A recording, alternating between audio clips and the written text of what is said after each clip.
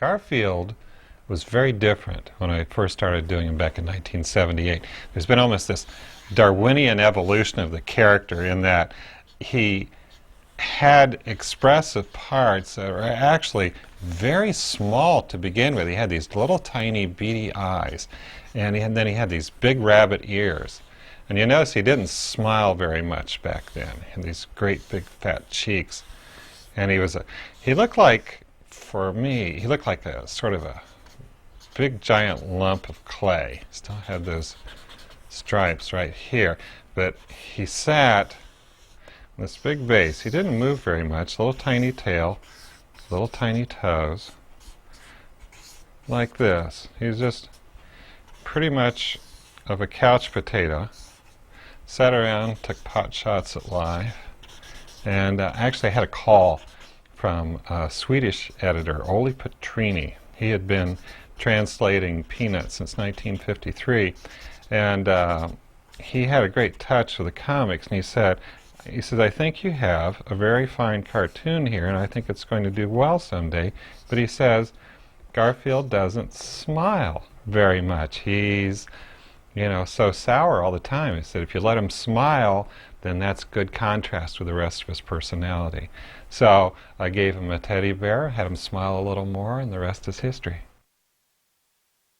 A few years later, I would say about 1980, 85, you'll notice those things on Garfield that were expressive got larger. The eyes got larger.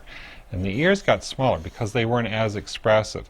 And bear in mind, by this time, newsprint was very expensive. Newspaper comics were shrinking in a lot of papers. So the editors were making the strips smaller, and I had to make all the features larger. So Garfield had this real round face and these real round eyes. And his body got a little bit smaller here. The limbs got a little bit longer, so they got a little more animated right here. And so he was becoming, I think, aesthetically pleasing, a little nicer looking cat. I remember back when I got started with this, when I first sent the submission into the syndicate, I'd been trying for years and years, and the president of the syndicate called and he said, I think we'll syndicate Garfield. He said, but at that time I didn't have any stripes on the cat at all. He said, I'll syndicate him if you give the cat stripes. And I thought, stripes! Brilliant! Why didn't I think of that before? Of course, then I put stripes on Garfield and we got syndicated. And so to this day, I've had to draw about 8 million stripes on Garfield. But it gives him personality.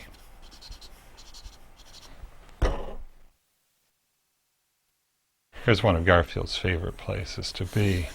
He's in his bed. This is why he's smiling. He makes no apologies for being lazy.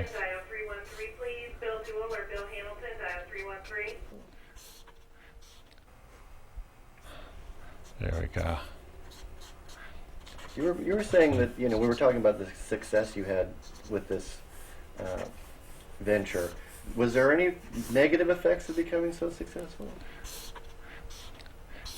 I can't honestly think of a downside to all the stuff we've been doing, because for all the hard work, all the extra time, the cost, it still provided us with so much rich experience, and gave us so much background on everything we do. Just, I guess, natural depth to the kind of material, we work with.